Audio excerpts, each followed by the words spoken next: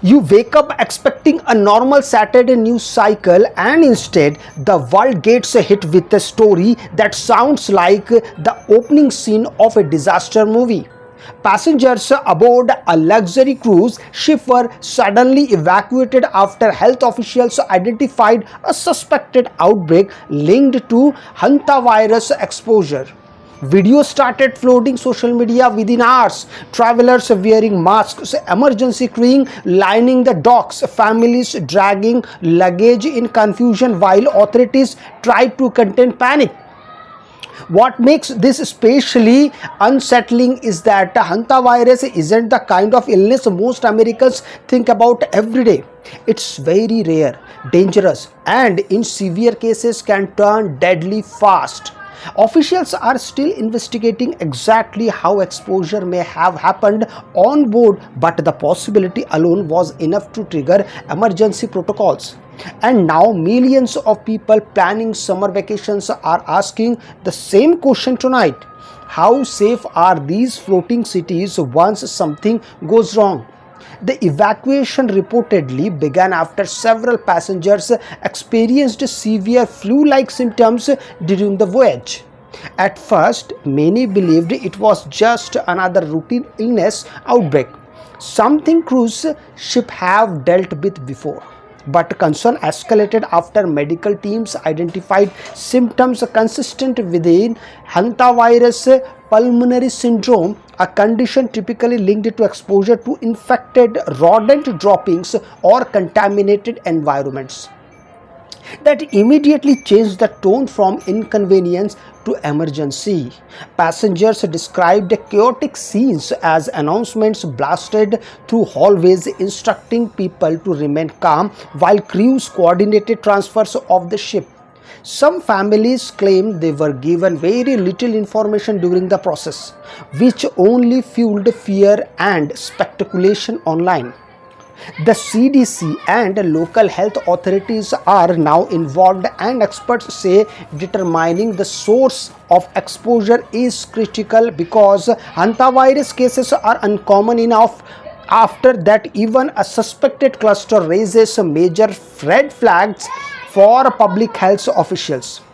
What makes this story so intense is the mystery surrounding how a virus associated with rodent could become connected to a modern cruise ship. Investigators are reportedly examining shortage areas, food supply zones, maintenance corridors, and even previous docking locations to determine whether contamination may have occurred before passengers ever boarded. Health experts say hantavirus doesn't spread the same way as COVID-19 or the flu, which is important because it means this isn't expected to become some massive airborne global outbreak. Still, severe cases can escalate rapidly, causing dangerous respiratory complications that require hospitalization. That's why authorities moved aggressively. Cruise ships are designed around close quarters, shared ventilation, crowded dining areas, and thousands of people interacting non-stop. Even a low probability health threat becomes a high stakes situation in that environment. And after years of public sensitivity to outbreaks and quarantines, officials know hesitations could create ever bigger consequences. Meanwhile, the cruise industry is once again facing a brutal reality check. Companies spent years rebuilding public trust after pandemic nearly crushed global travel. And now headlines like this threaten to reopen old fears. Shares tied to travel and tourism companies reacted nervously this morning as investors watched the situation unfold. Travel forums exploded with worried posts from people questioning upcoming reservations, especially families planning summer cruises. Industry analysts say even if this outbreak turns out to be limited, the psychological impact could linger for weeks. Cruises rely heavily on the promise of relaxation and escape, and stories involving emergency evacuation completely shatter that image. Companies may now face pressure to increase inspections, tighten sanitation oversight, and become far more transparent about onboard medical incidents.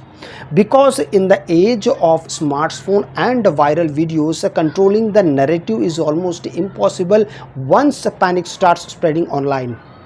At the same time, this incident is also exposing how fragile large-scale travel systems really are. One healthcare can instantly disrupt ports, emergency services, airlines schedules, tourism businesses, and even nearby hospitals preparing for possible cases. Officials are now monitoring passengers who return home across multiple states, trying to ensure anyone showing symptoms gets immediate medical attention. Public health experts stress there is no reason for nationwide panic right now, but there are also warning people not to ignore symptoms if they were on board or recently exposed. If you like the video, please do consider subscribing the channel. Stay with me and I will be right back with a new video. Till then, goodbye.